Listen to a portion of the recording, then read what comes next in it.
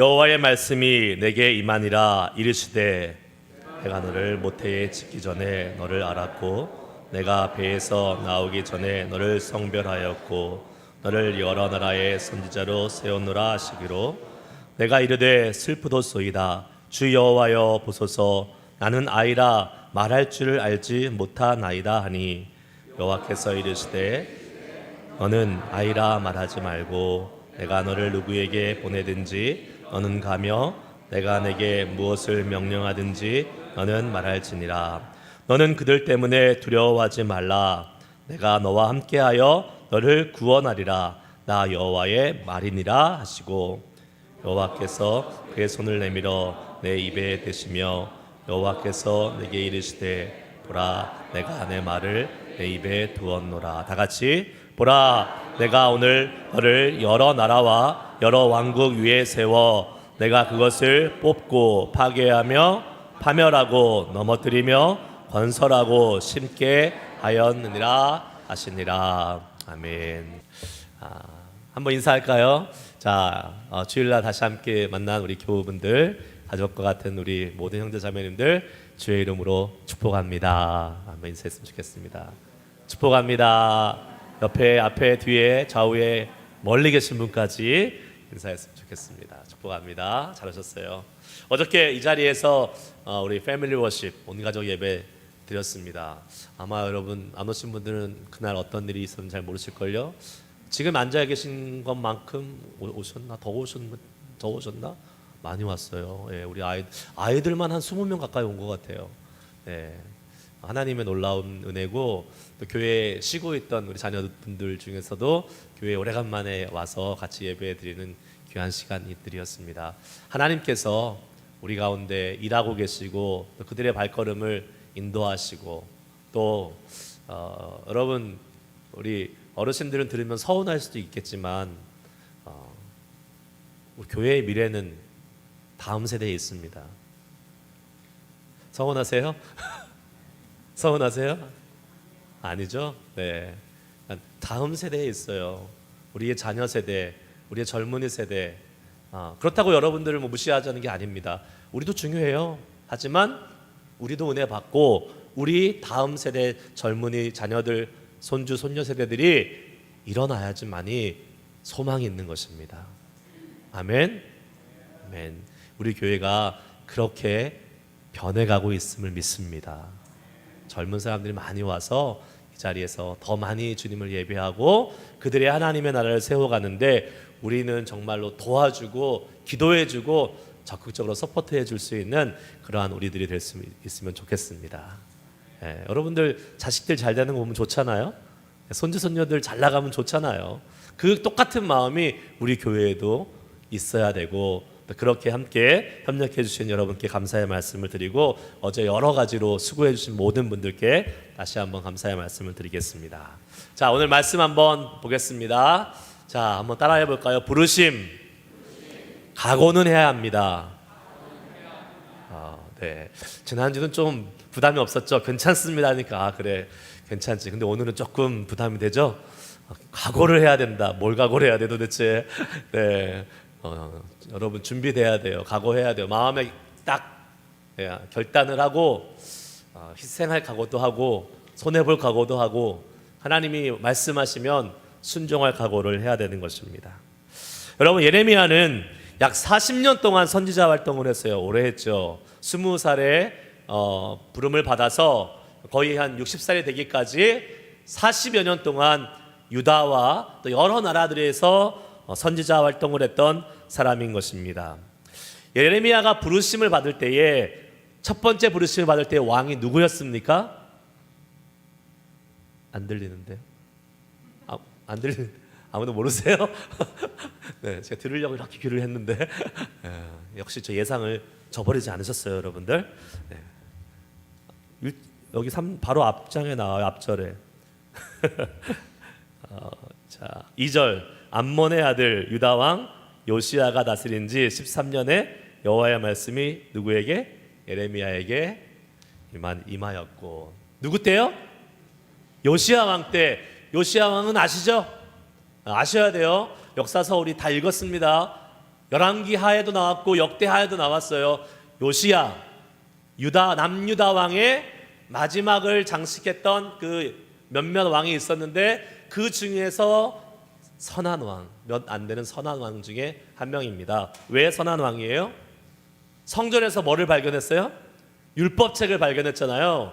사무엘 이후에 한 번도 행해진 적이 없었던 유월절을 다시 복원했고 이스라엘, 유다를 종교 개혁을 통해서 하나님의 말씀의 나라로 다시 돌이켰던 사람이 누구예요?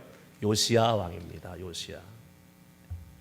자, 열왕기하 23장 24절 말씀을 같이 한번 읽어보겠습니다. 시작. 요시야가 또 유다 왕 땅과 예루살렘에 보이는 신접한 자와 점쟁이와 드라빔과 우상과 모든 가증한 것을 다 제거하였으니 이는 대제사장 힐기야가 여호와의 성전에서 발견한 책에 기록된 율법의 말씀을 이루려 함이라. 아멘. 요시야가 지금 모든 것을 다 우상들 다 제거하고 지금 새롭게 하나님의 나라를 세워가고 있습니다. 그런데 성전에서 발견한 율법책이 있었어요. 누가 발견했다고 그래요? 지금 보니까 대제사장 힐기야가 발견했다고 그럽니다. 이 힐기야는 누구일까요? 대제사장. 그렇게는 저도 대답할 수 있습니다. 네. 여러분 예레미야 앞에 좀 안 읽고 오셨어요? 자, 1장 1절. 베냐민 땅 아나돗의 제사장들 중 힐기야의 아들 예레미야의 말이니라. 누구라고요? 예레미야의 아버지. 큰일 났네요 이거. 그 정도는 아셔야 되는데. 성경을 좀 더 읽으시기 바라겠습니다. 자, 이 예레미야는 대제사장 힐기야의 아들이었어요. 그러니까 예레미야는 어떤 가문에서 태어났어요? 대제사장 가문, 레위 족속의 가문에서 태어난 사람이지요. 그래서 대제사장의 가문에서 태어났으니까 어려서부터 얼마나 훈련을 잘 받았겠습니까? 우리처럼 막 대충 하는 거 아니잖아요. 이스라엘의 그 사람들 철저하게 하나님 말씀을 익히고 연구하고 실천할 수 있도록 아주 무섭게 가르칩니다. 그래서 예레미야가 몇 살 때 부르심을 받았다고요? 20살 때 부르심을 받았다고 치면 예레미야는 세상에 있는 그 사실 다른 보통의 20살과는 차원이 다른 신앙훈련을 받았던 사람이에요. 그냥 어린 아이가 아니고 사실 그 나이 또래의 다른 사람들과는 비교가 될 수 없을 정도로 잘 훈련을 받은 착실한 신앙훈련이 된 사람이었다는 것을 우리는 짐작해 볼 수 있는 것입니다. 여러분, 사람이 어떤 환경에서 어떤 가정에서 자라는지가 상당히 중요하다는 사실을 우리는 잘 알 것입니다. 아시다시피 저는 목회자의 가정에서 자라났습니다. 저희 아버지 목회하셨고 제가 태어날 때도 이미 목사님이셨고 목회를 하고 계셨고요. 그래서 제가 어렸을 때부터 보고 들은 것이 다 뭐였겠습니까?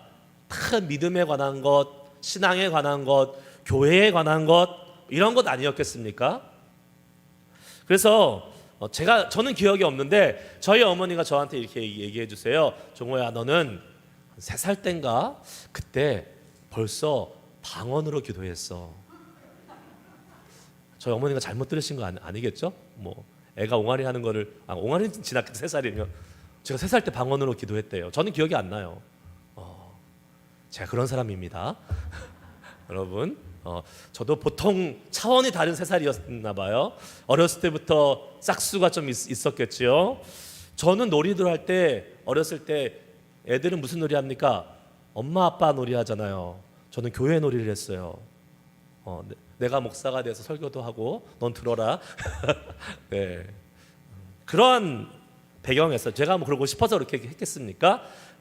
저희 가정이 그랬고 항상 보고 듣고 자라는 것이 그런 거니까 그러한 모습으로 그러한 영향력을 받으면서 자라났겠지요. 여러분은 어떤 부모님이세요? 이미 이제 자녀들 다 장성하게 하시고 이제 장성한 자녀들 두신 부모님은 여러분의 그 장성한 자녀들은 여러분을 어떠한 부모로 기억하고 있습니까? 제가 예전에 만났던 어떤 꼬맹이 애가 생각이 나요. 그 집에 갔는데 걔가 이래요. 아빠 뭐 하시냐? 그러니까 아빠 성경 읽으세요. 그래? 아빠 성경 많이 읽으셔? 그러니까 네, 틈만 나면 읽으세요. 아침에도 읽고 밤에도 읽고 시간만 나면 읽으세요. 제가 깜짝 놀랐어요. 여러분, 그런 집에서 자라는 아이는 다른 겁니다. 아멘? 그래서 소망하는 것은 여러분도 말씀 읽는 부모, 기도하는 부모 되시길 바라겠습니다. 말씀 읽는 할아버지, 말씀 읽는 할머니들 되시기를 축복합니다. 그뿐만 아니라 실제적으로 그 하나님의 말씀과 기도의 능력이 여러분의 삶에 나타나는 놀라운 축복을 여러분이 경험할 뿐만 아니라 여러분의 자녀들도 경험할 수 있게 되기를 주의 이름으로 축복합니다. 아멘. 자, 요시야 왕은요, 타락한 남유다를 다시 말씀으로 돌이켜서 신앙적으로 새롭게 했던 왕이라는 사실 말씀드렸습니다. 그 요시야 왕 때 예레미야가 선지자로 부름을 받았잖아요. 그러니까 예레미야가 선지자 활동할 맛이 났겠어요, 안 났겠어요? 났죠. 할 맛 나죠. 여러분, 나라가 다시 신앙적으로 다시 새롭게 세워지고 왕이 막 적극적으로 서포트해주고, 그런데 목회할 맛이, 아니, 선지자 활동할 맛이 났겠어요, 안 났겠어요? 났죠. 저는 목회할 맛이 나겠어요, 안 나겠어요? 나죠. 그렇죠. 우리 지금 얼마나 정말 은혜가 충만합니까?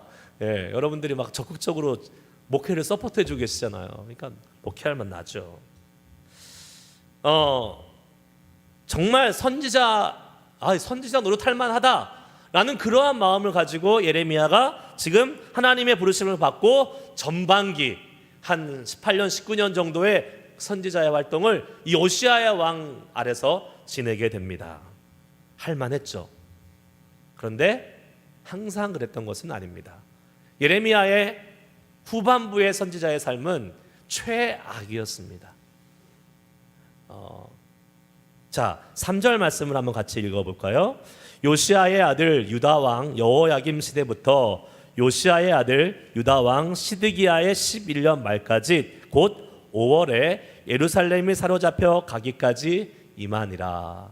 요시야 이후에 요시야 왕 여호야김 시드기야까지 예레미야는 하나님의 말씀을 선포하는 선지자의 활동을 했던 것입니다. 그런데 사실은 여기 지금 여호야김과 시드기야 두 명만 기록되어 있지만 요 시대에 4명의 왕이 있었어요. 여호야스, 여호야긴까지 해서 4명의 왕이 있었는데 왜 2명만 있냐면 나머지 2명은 석 달밖에 통치를 못했습니다. 석 달 만에 다 쫓겨났어요. 그러니까 11년씩 여호야김과 시드기야 이 두 왕이 22년 동안 통치할 때도 예레미야는 선지자의 역할을 했어요. 근데 이 왕들은 어떤 왕이요? 악한 왕. 그래서 결국은 하나님이 시드기야 왕 때 남유다를 멸망시켜 버릴 정도로 아주 멸망해가는 그 악을 향해서 악의 정점을 향해서 달려가고 있던 왕들이 바로 이 왕들이었던 것입니다. 선지자 활동 할 맛이 나겠어요, 안 나겠어요? 안 나죠. 할 맛 안 납니다. 예레미야는 이 멸망해가는 남유다를 향해서 이렇게 선포해야겠습니다.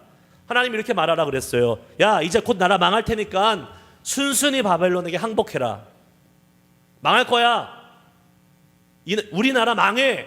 그러니까 순순히 바벨론 대항하지 말고 항복하고, 포로로 잡혀갈 사람들은 잡혀가고 너희들 죗값을 치러라. 이렇게 지금 하나님의 말씀을 대언하고 있습니다. 여러분, 이 말이 사실 하기 쉬운 말이 아니죠. 우리는 일제시대의 그 식민지 시대를 경험했잖아요. 그러니까 잘 알 거예요. 한일합방이 되기 전에 일본이 우리나라를 이렇게 잡아먹으려고 막 별의별 일들을 하고 막 나라를 위협하고, 그러한 상황 속에서 어떠한 목사님이 나와 설교하는 겁니다. 우리 일본한테 망해. 그러니까 이제 순순히 일본한테 항복하고 그냥 그들이 시키는 대로 해라. 그렇게 해야 됩니다. 그러면 그 사람은 뭐가 돼요? 매국노죠. 그 사람 매국노 되는 거예요. 돌 맞아 죽을 수도 있어요. 예레미야가 딱 그런 상황인 거죠. 그렇죠? 딱 똑같아요. 완전히 exactly the same situation. 완전히 똑같은 상황이에요.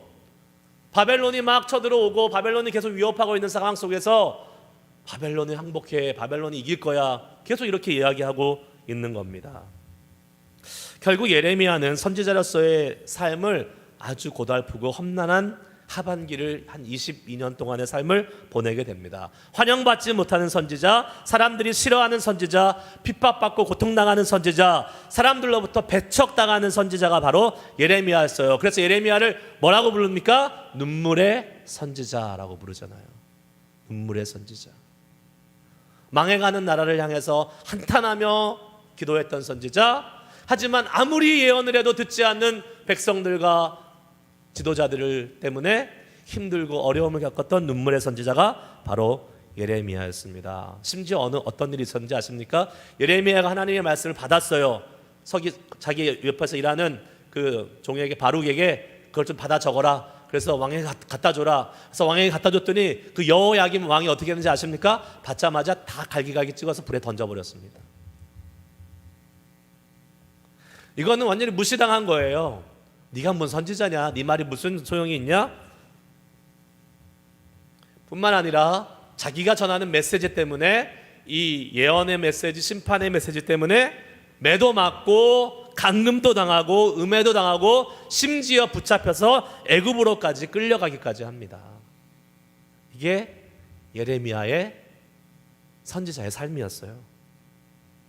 여러분, 하나님으로부터 부름을 받아서 하나님의 말씀을 따라 사는 삶이 분명히 복되고 분명히 가치 있는 삶은 분명합니다. 그렇죠. 거기에 대한 의심은 없어요. 하지만 그것이, 그 삶이 하나님의 부르심을 받고 하나님의 말씀대로 사는 삶이 모든 사람들에게 환영받는 삶은 아니라는 사실입니다. 여러분, 저도 부르심을 받고 실리콘밸리 장로교회 담임 목사로 왔습니다. 그러나 저는 기억하고 있습니다. 여기에 계신 모든 분이 저를 환영할 거라고는 저는 예상하지 않습니다. 기대하지 않습니다. 그러면 거기는요, 둘 중에 하나예요. 천국이던가 공산당이든가. 천국은 아니잖아요. 예. 그리고 공산당도 아니잖아요, 우리는. 그러니까 모두가 다 아유, 우리 김정호 목사님 뭐 잘하고 있습니다, 뭐 좋습니다, 다 이럴 거라고는 전혀 기대하지 않습니다. 반대되는 의견도 얼마든지 있을 수 있잖아요. 네. 그렇다고 그분을 제가 미워하진 않습니다. 네. 뭐 다른 의견은 얼마든지 있을 수 있으니까. 그렇게 기대하는 것 자체가 잘못된 거라는 거예요. 여러분, 우리가요, 복음과 상관없이, 예수 믿는 것과 상관없이 그냥 세상을 살아갈 때도요, 우리들에 대한 주변 사람들의 호불호가 갈리지 않습니까? 좋아하는 사람 좋아하고 싫어하는 사람은 싫어해요. 그냥 뭐 복음과 상관없어도, 그냥 인간적인 관계 속에서도요. 그런데 하물며 주님의 부르심을 받아서 세상의 가치관과 기준을 거스르면서 하나님의 말씀대로 살아가려고 할 때에 우리 그리스도인들이 세상으로부터 항상 좋은 소리, 항상 인정받으면서 산다? 그건 말도 안 되는 일입니다. 그건 기대도 하지 마시기 바랍니다. 각오 여기서 단단히 해야 돼요. 오히려 제대로 된 믿음의 삶을 살아가는 사람, 예수 제대로 믿고 하나님의 말씀대로 제대로 살아가려면 우리는 세상에서 우리를 반대하고 배척하고 핍박하고 오해하는 수많은 도전 속에 우리는 내몰리게 될 것입니다. 여러분, 세상에서 살아가면서 평안하세요? 그러면 잘못 살고 있는 겁니다. 아멘 하셨어요? 잘못 살고 있는 거예요. 왜요? 하나님의 말씀은 세상의 가치관과 달라요. 부딪힐 수밖에 없어요. 그러면 세상은 도전해 오는 겁니다. 세상 사람들은 자꾸 딴지를 거는 거예요. 그러면 우리는 불편할 수밖에 없는 겁니다.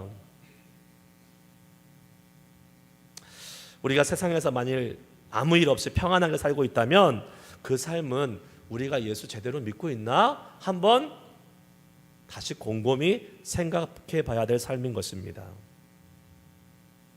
우리가 예수 제대로 믿고 예수 믿는 사람답게 이 땅을 살아가면 우리는 세상 사람들로부터 배척당할 수밖에 없어요. 그리고 우리는 제대로 예수 믿으려면 그런 각오쯤은 하고 예수 믿어야 하는 것입니다. 그냥 다 환영받기를 바라고 예수 믿지 마세요. 그럼 예수 제대로 못 믿습니다. 자, 우리가요 예수 믿는 사람으로서 세상 사람들과 상대하며 살아갈 때에 우리를 가장 힘들게 하는 것이 있습니다. 뭘까요? 뭐가 제일 힘들게 할까요? 우리를 바로 방금 전에 말씀드렸던 세상 사람들로부터 무시당하는 겁니다. 배척당하는 거예요. 다른 말로 표현하면 자존심이 다치는 겁니다. 사실 우리가 뭐 몸이 아프거나 뭐 좀 형편이 어렵거나 이것은 어떻게 해서든지 견뎌낼 수 있어요. 근데 자존심이 상하는 것은 우리들은 못 견딥니다. 그게 사람이에요. 내 자존심이 상했어? 나를 인정해주지 않고 나를 배척해? 그러면 우리의 자존심이 그것을 허락하지 않아요. 못 견뎌요. 막 미치겠어요. 그러면 여러분 이런 경험 해보셨죠?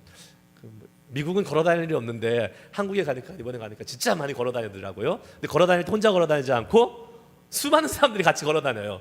근데 걸어가시다가 한번 뭐 발을 헛딛거나 그래서 꽈당 넘어진 적 혹시 뭐 다 한 번쯤 있으실 거예요. 그러면 제일 먼저 드는 생각이 뭡니까?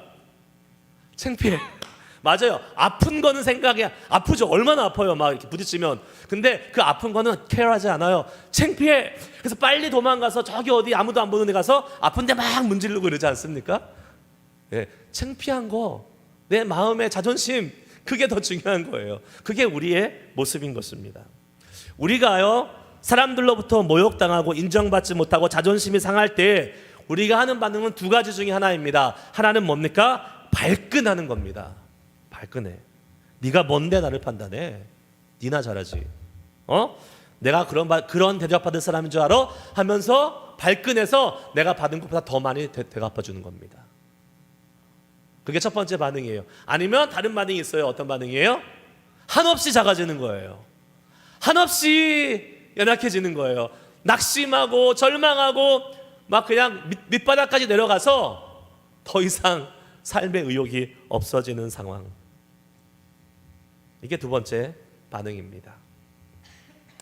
한국에요 그 목회 잘 하시는 크게 하시는 정갑신 목사님이라고 예수향남교회라는 교회를 담임하고 계시는 목사님이 계십니다. 아마 여러분 잘 모르실 거예요. 이분 말씀 진짜 좋습니다. 제가 추천해드려요. 한번 들어가서 들어보세요. 정갑신 목사님 예수향남교회. 제가 이분을 선전하고 있죠. 네, 근데 이분의 제가 들었던 간증 중에 우리 오늘 말씀과 좀 잘 연결이 되는 부분이 있어서 말씀을 드리려고요. 이분이요 서울대 나오셨어요. 얼마나 똑똑하겠어요. 그리고 서울대 나오고 이제 총신대에 가서 목회자의 과정을 마치고 큰 교회의 부목사로 진짜 사역을 끝장나게 잘하셨던 분입니다. 얼마나 잘하셨겠어요. 그러니까 서울에 있는 한 중견교회, 그래도 규모도 있고 어느 정도 튼튼한 교회에 담임 목사로 가신 거예요. 담임 목사로 가신 지 얼마 안 되자마자 우울증에 걸립니다. 그것도 심각한 중증 우울증에 걸려요. 어느 정도였냐면 우울증에 걸리면요 정신이 이렇게 워킹을 안 하기 때문에 이렇게 뇌가 브레인이 워킹이 안 하기 때문에 몸까지 이렇게 상한다 그래요. 그래서 이분이 우울증에 걸리고 나서 10m를 걷지 못할 정도로 매일같이 산책을 했는데 우울증이 걸린 다음에는 10m도 못 걸어서 맨날 누워 있었다고 그래요. 그런데 누워 있는데 마음속에는 어떠한 생각이 드냐면 나 빨리 죽어야겠다. 그래서 아파트에 사셨는데 계속 베란다로 나가서 뛰어내리려고 하니까 가족들이 잡고 지켜야 되는 상황. 완전 중증 우울증이죠. 최악의 상황이죠. 그런데 이분이 이제 이게 하나님의 은혜로 한 8개월 만에 그 우울증에서 완전히 나섰는데 나중에 이제 돌이켜 보는 거예요. 내가 왜 이런 일이 겪었을까라고 생각했더니 이분이 들은 딱 생각이 있는 거예요. 교인들이, 특히 교인들이 아니죠. 교인 중에 한 명이 자기를 인정해주지 않았던 거예요. 장로님이 한 분 계셨는데 이 당회에서 이 장로님이 계속 이 목사님을 무시하고 이 목사님을 깔아뭉개고 이 목사님을 인정해주지 않는 거예요. 그러니까 이 목사님이 그 전까지 어떻게 했다고요? 잘 나갔다 그랬잖아요. 잘 나가고 뭐 다 인정받고 그러는데 자기를 무시하는, 자기의 자존심을 짓밟은 한 사람이 계속 공격하니까 거기에 어떻게 된 거예요? 마음이 무너진 거예요. 그런데 이분이 낫게 된 과정도 참 재밌습니다. 하나님 말씀을 읽다가 복음서를 읽는데 복음서에 이런 말씀이 나와요. 우리 한번 볼까요? 마가복음 6장 3절 말씀. 마가복음 6장 3절 말씀 한번 읽겠습니다. 시작. 이 사람이 마리아의 아들 목수가 아니냐? 야고보와 요셉과 유다와 시몬의 형제가 아니냐? 그 누이들이 우리와 함께 있지 아니하냐 하고 예수를 배척한지라. 여기 은혜를 받으셨대. 예수님도 배척당했고 예수님도 모든 사람들로부터 사랑받지 않았는데 왜 내가 뭐라고 모든 사람에게 인정받으려고 했느냐 라는 그러한 깨달음이 오면서 나서셨대요. 여러분, 모든 사람들로부터 인정받으려고 하다가 우울증 걸립니다. 조심하셔야 됩니다. 모든 사람들이 인정하지 않는 게 정상이에요.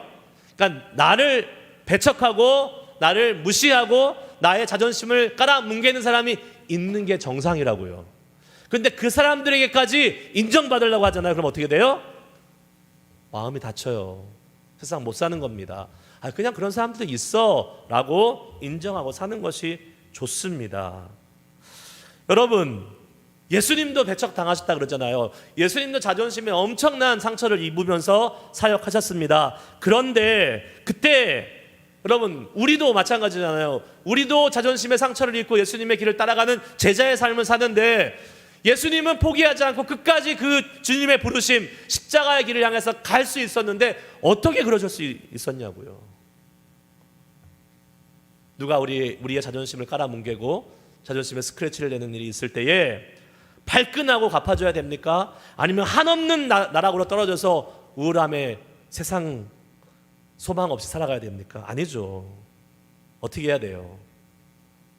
예수님 봐야 되죠. 배척당하시고 모욕당하시고 무시당하셨던 예수님이 얼마나 많은 어려운 이러한 자존심의 상처를 경험하셨는지, 그 예수님이 어떻게 해요?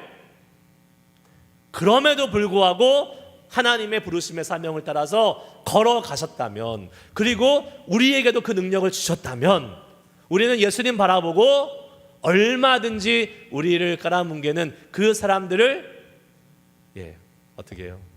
용납하고, 한편으로는 좋은 비웃음, 그냥 웃으면서 넘어갈 수 있는 것입니다. 예수님은 발끈하지도 않으셨고 포기하지도 않으셨습니다. 그 부르신 사명, 십자가의 길을 향해 끝까지 묵묵히 나아가셨습니다. 여러분, 이렇게 생각할 수 있을 것 같아요. 예수님은 하나님이잖아. 하나님이니까 그 모든 것을 다 용납하고 용서할 수 있는 분이야. 하지만 나는 안 돼. 나는 사람이야. 아니에요. 예수님은 100% 하나님, 100% 인간, 사람이셨습니다. 그 말은 뭐예요? 예수님 안에 사람이 느끼는 감정, 사람이 느끼는 분노, 사람이 느끼는 상처 다 있었다는 거예요. 예수님도 얼마든지 그 자기를 힘들게 하는 사람들, 모욕하는 사람들, 배척하는 사람들한테 화를 쏟아내시면서 얼마든지 대응하실 수 있었다는 겁니다. 그런데 그렇게 하지 않으셨습니다. 그럼에도 참으시면서 끝까지 그 길을 가실 수 있었던 이유는 무엇이었습니까? 하나님이 예수님과 임마누엘로 함께 하셨기 때문에 그렇습니다. 보라, 처녀가 잉태하여 아들을 낳으니 그 이름을 예수로 하라. 임마누엘이라 하라. 임마누엘은 번역하면 뭐예요? 하나님이 함께 하시느니라. 예수님은 하나님과 함께하는 사람이셨어요. 그 하나님이 함께 하셨기 때문에 그 예수님으로부터 나올 수 있는 인간적인 본능, 자신을 무시하고 자신을 모욕하고 자신을 비난하고 자존심에 상처를 입히는 그 사람들을 향해서 되갚아주려고 하는 그 인간적인 본능을 하나님께서 잡아주시고 절제하게 하실 수 있도록 다스려주고 계셨던 거죠. 하나님이 함께 하시면 그런 일이 벌어지는 것입니다.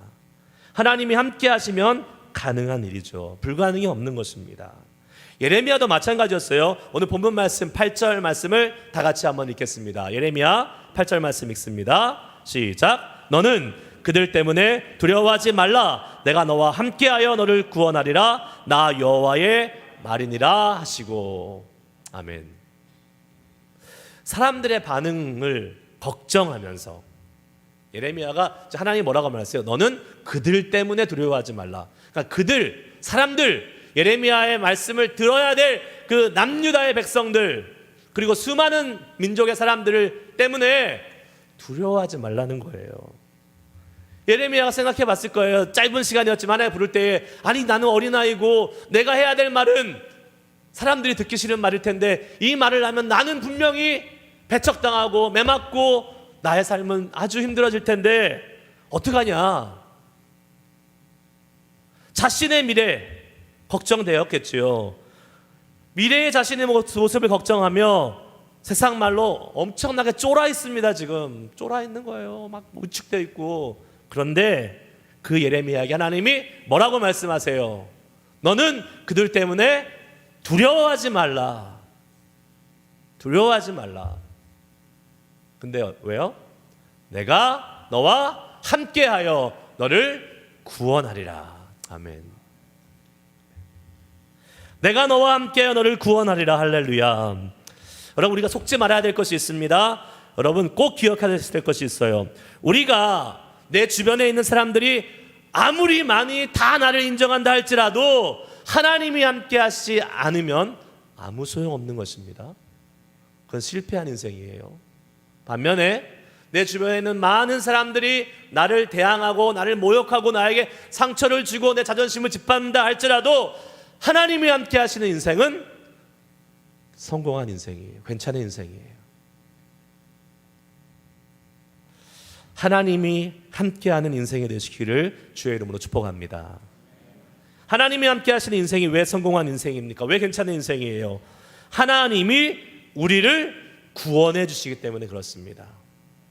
하나님이 함께 하신다는 것은 우리가 하나님의 부르심을 받은 사람으로서 이 세상을 살아갈 때에 사람들로부터 받는 모든 무시와 배척, 자존심의 스크래치, 상처, 이러한 것으로 인해서 생기는 그 마음의 상처와 상한 마음들, 그걸로부터 하나님은 우리를 어떻게 해요? 구원해 주셔서 건져내 줄 수 있다는 분입니다. 회복하실 수 있다는 말이에요. 그 마음, 여러분 우리도 웬만한 강심장 아니면 주변 사람들이 계속 찌르는데 어떻게 상처를 안 받겠어요? 예수님 말씀대로 살라고 하면 세상에서 계속 찌르고 상처 주는데 왜 우리의 마음이 상하지 않겠냐고요. 괜찮은 것 같지만, 믿음이 있는 것 같지만 우리도 모르게 많은 데미지를 입고 살아갑니다. 그때 하나님이 우리와 함께 하십니다. 함께 하셔서 어떻게 해요? 상한 마음, 상처난 마음, 쪼그라든 마음, 쫄아 있는 마음, 힘든 마음 다시 주님이 어떻게 하신다고요? 구원해 주시는 겁니다. 살려주시는 거예요. 성경에서 하나님은 그래서 이렇게 말씀하세요. 상한 마음 가지고 있는 사람들을 더 많이 찾고 계신다고 그래요. 더 가까이 가신다고 말씀하고 있습니다. 시편 34편 18절 말씀 한번 볼게요. 같이 한번 읽습니다. 시작. 여호와는 마음이 상한 자를 가까이 하시고 중심으로 통회하는 자를 구원하시는도다. 아멘. 주님은 마음이 상한 자를 가까이 하신다 그래요. 마음이 상한 자 무슨 말이에요? 죄에 대해서 애통하고 또 다른 말로 하면 사람들로부터 상처받고 그 마음이 막 완전히 파괴되고 그 마음이 정말 너무나 만신창이가 된 그 사람들. 그런데 하나님이 어떻게 해요? 그러한 사람들을 어떻게 하신다? 가까이 하신다. 무슨 말이에요? 마음이 상처 있고 상하고 힘든 사람들은 그만큼 세상에서 주님을 위해 살았다는 말 아니겠습니까? 그만큼 죄에 대해서 고민하고 있고, 이 세상의 죄와 나의 죄와 하나님 어떻게 하면 내가 구원받을 수 있습니까? 고민하며 아파하는 사람들이기 때문에 하나님은 그 사람들을 귀히 여기시는 겁니다. 하나님 앞에 나왔는데 그냥 뻔뻔해요. 아무런 마음에 그런 어려움도 없어. 그러니까 나와서 그냥 앉아 있어요. 그냥 이따 가요. 하나님 별로 관심 없을 것 같습니다. 그러나 세상에서 하나님의 말씀대로 살려고 할 때, 하나님 말씀대로 살려고 하니까 얼마나 힘들어요. 얼마나 상처도 많이 받습니까? 그 마음에 얼마나 어려움이 있어요. 그 아프고 상한 마음을 가지고 주님 앞에 나와서 주님밖에 없습니다 라고 기도하고 주님을 찾을 때에 주님이 뭐라고 말씀하세요? 여호와는 마음이 상한 자를 가까이 하신다. 믿으시기 바랍니다. 주님은 그 상한 마음을 가지고 나온 사람들을 싸매 주시는 거예요. 회복해 주시는 겁니다. 그 회복의 은혜가, 다시 살리시는 주님의 놀라운 회복의 은혜가 우리 예배를 통해서 매일같이 경험돼야 될 줄 믿습니다. 그리고 이미 주님은 우리의 그 마음들을 회복해 주고 계시는 줄 믿습니다. 여러분, 세상에서 일주일 동안 주님 뜻대로 살려고 하다가 여기저기 얻어터지고 여기저기 자존심 상한 일 많이 만나고 힘든 일 갖고 주님 앞에 다시 돌아왔을 때에 여러분, 주님은 말씀하십니다. 야, 너 참 고생 많았다. 애썼다. 네 마음 내가 잘 안다. 나의 말대로 나의 말씀을 지키려고 살려고 하니까 얼마나 힘드냐. 잘했다. 내가 다 알아. 내가 다시 회복시켜줄게. 주님이 그렇게 주님 앞으로 나오는 사람에게 말씀을 주고 계시는 거예요. 그렇게 주님이 우리를 위로하시면서 회복해 주시는 겁니다. 우리는 그 은혜로 이 세상을 살아가는 힘을 얻는 거예요. 할렐루야. 오늘 이 예배를 통해서 모르겠어요, 얼마나 많으신 분들이 주님의 뜻대로 살다가 마음의 상처를 입고 자존심에 정말 수치를 당하면서 어려운 마음으로 주님 앞에 나왔는지는 모르겠습니다. 하지만 단 한 사람이라도 그런 사람이 계시다면 오늘 주님이 여러분에게 말씀하십니다. 두려워하지 말라. 내가 너와 함께 함이라. 내가 너를 구원할 것이다. 다시 회복시킬 것이다 하고 말씀하시는 이 하나님의 놀라운 은혜의 회복의 말씀을 믿음으로 아멘으로 받으실 수 있기를 주의 이름으로 축복합니다. 이사야 42장 3절 말씀, 우리가 너무 좋아하는 말씀이죠. 상한 갈대를 꺾지 아니하시며 꺼져가는 등불을 끄지 아니하시고 진실로 정의를 시행하실 것이며. 하나님은 상한 마음, 상처받은 마음, 힘든 마음 꺾지 않으신대요. 왜 너 그 모양이냐, 왜 그것밖에 안 되냐가 아니라 하나님은 그 마음을 가까이 하시고 살리시고 회복하실 수 있는 분이십니다. 주님을 위해 살다가 주님의 부르심을 따라서 이 세상에서 하나님의 말씀대로 살려고 하다가 사람들에게 배척당하고 왕따당하고 상처받고 오늘 예배에 나오신 분들 계십니까? 여러분, 그러나 기억하십시오. 주님을 위해서 산 우리의 삶, 주님을 위해서 고난받은 삶, 주님을 위해서 상처받은 삶, 하나님 앞에서는 하나도 공짜가 없습니다. 하나님이 다 기억하고 계세요. 하나님이 다 알고 계십니다. 그리고 그 상한 마음, 그 상처 입은 우리 자아를 다시 주님께서 어떻게 해요? 회복시켜 주십니다. 구원시켜 주십니다. 하나님이 지금 그렇게 역사하고 계심을 믿으시기를 축복합니다. 왜요? 지금 주님이, 하나님이 우리와 함께하고 계시기 때문에 그렇습니다. 그 주님께 여러분의 마음을 내어 드리십시오. 아픈 마음, 상한 마음, 상처 입은 마음, 나는 주님을 위해서 좀 제대로 예수 믿는 사람들께 살아보려고 했는데 그러다 보니까 자꾸 너나 잘해라, 너나 믿어라, 이런 핀잔이나 듣고 막 당하지 않아야 될 억울한 일도 당하고, 그런 가운데 내 마음이 힘들고 곪고 아프고 어려울 때 주님은 내가 너와 함께한다, 내가 너를 구원한다, 여전히 우리에게 말씀을 주고 계시는 것입니다. 자, 이제 말씀 마무리합니다. 오늘 8절 말씀인데요, 다시 한번 우리가 한번 읽어보겠습니다. 다시 같이 읽습니다. 시작. 너는 그들 때문에 두려워하지 말라. 내가 너와 함께하여 너를 구원하리라. 나 여호와의 말이니라 하시고, 맨 마지막에 뭐라 그랬어요? 나 여호와의 말이니라. 아멘. 여호와의 말이다 라고 말씀하고 계십니다. 이게 중요한 거예요. 왜요? 왜 중요해요? 사람의 말은 믿을 수가 없어요. 사람의 말은 바뀌어요. 저도 사람이잖아요. 저도 말 바꿀 수도 있겠죠. 믿는 도끼에 발등 찍힌다 그러잖아요. 여러분 가장 친했던 사람들이 여러분 발등 찍는 겁니다. 왜? 말 바꾸니까. 사람은 믿을 사람이 없어요. 사람의 말은 신뢰할 수 없어요. 하지만 하나님의 말은 거짓 없으시고 반드시 이루어집니다. 그 하나님의 말이 뭐라고 하고 있어요? 두려워하지 말라. 내가 너와 함께하여 너를 구원하리라. 하나님이 그렇게 말하셨으면 그대로 이루어지는 것입니다. 우리 이거 믿어야 돼요. 신뢰해야 돼요. 여러분, 의심 없이 이 주님의 말씀을 믿으시기 바랍니다. 그래야 우리가 살아날 수 있어요. 그래야 우리가 구원 얻을 수 있습니다. 회복될 수 있습니다.